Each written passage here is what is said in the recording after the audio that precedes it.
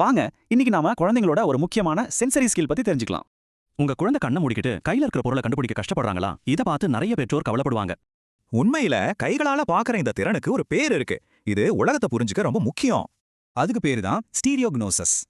இது வெறும் தொடு உணர்வு மட்டும் கிடையாது, அதுக்கும் மேல. இது நம்ம கைகளும் மூளையும் சேர்ந்து செய்யற ஒரு டீம் ஒர்க் மாதிரி. வாங்க இது எப்படின்னு பார்க்கலாம். முதல்ல தொடு உணர்வு, அப்புறம் கை எங்க இருக்குன்னு சொல்ற உடல் விழிப்புணர்வு, கடைசியா மூளை. இது எல்லாம் ஒன்னா சேர்க்கணும். ஒரு குழந்தை இதுல சிரமப்பட்டா அது சென்சரி இன்டகிரேஷன் பிரச்சனைக்கான அறிகுறியா இருக்கலாம். குறிப்பா ஆட்டிசம், ADHD இருக்கிற குழந்தைங்களுக்கு. அப்போ இந்த திறனை வளர்க்க நம்ம என்ன செய்யலாம்? நல்ல விஷயம் என்னன்னா, விளையாட்டு மூலமாவே இதுக்கு உதவலாம். முதல் வழி வைப்ரேஷன், அதாவது கைகளுக்கும் விரல்களுக்கும் அதிர்வு கொடுக்கறது ரொம்பவே உதவியா இருக்கும். அடுத்ததா டெக்ஸ்டர் பிளே, அதாவது தினம் தினம் ஈரமான காய்ந்த பொருட்களோட விளையாட வைக்கிறது ஒரு சூப்பர் வழி. இதுக்கு பெரிய செலவில்ல. பிளேடோ, அரிசி, பீன்ஸ் மாதிரி வீட்ல இருக்கிற பொருட்களே போதும். ஒரு அரிசி டப்பாவுல சின்ன சின்ன பொம்மைய ஒளிச்சு வச்சு கண்ணை மூடி தொட்டு கண்டுபிடிக்க சொல்லுங்க. செம்ம ஜாலியா இருக்கும்.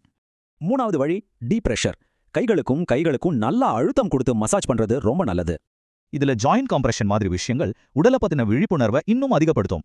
சரி, இப்போ இது எல்லாத்தையும் விட ஒரு முக்கியமான விஷயத்த நாம புரிஞ்சுக்கணும். தெளிவா புரிஞ்சுக்கோங்க, இது அறிவாற்றல் சம்பந்தப்பட்ட பிரச்சனை இல்ல. இது முழுக்க ஒரு சென்சரி ஸ்கில் டெவலப்மெண்ட் தான். அதனால நீங்க ஒரு பிரச்சனையா சரி பண்ணல, ஒரு திறன் வளர்றதுக்கு நீங்க சப்போர்ட் பண்றீங்க, அவ்வளவுதான். அப்போ இன்னைக்கு உங்க குழந்தையோட என்ன சென்சரி விளையாட்டு விளையாட போறீங்க? சின்ன சின்ன விளையாட்டுகள் பெரிய மாற்றத்தை உருவாக்கும்.